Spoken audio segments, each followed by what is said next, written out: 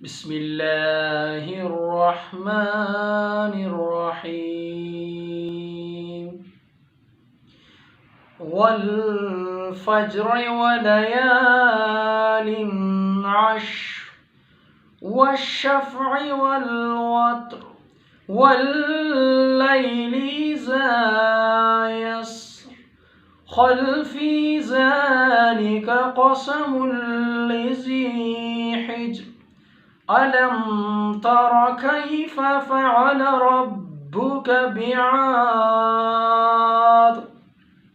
إرم ذات العماد التي لم يخلق مثلها في البلاد وثمود الذين جابوا الصخر بالواد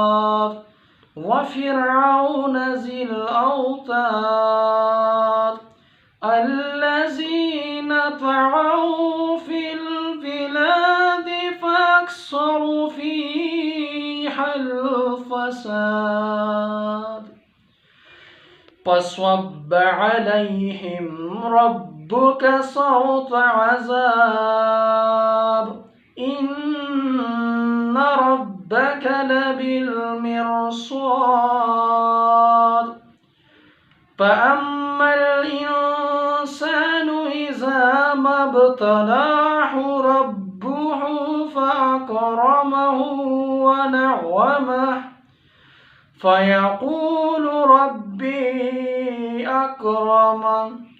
وأما إذا ما ابتلاه فقدر عليه رزقه فيقول ربي أهانن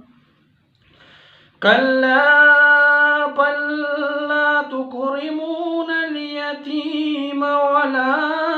تحاضون على طعام المسكين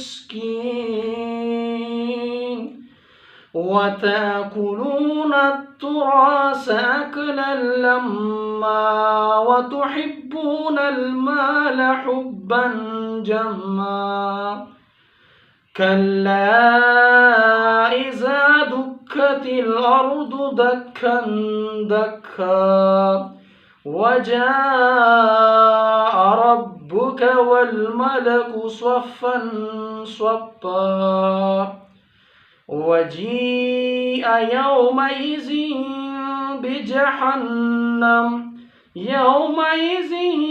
يتذكر الإنسان وأنى له الذكرى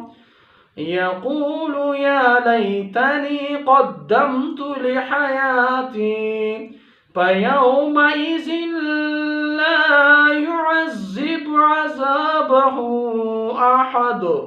ولا يوثق وثاقه أحد يا أيتها النفس المطمئنة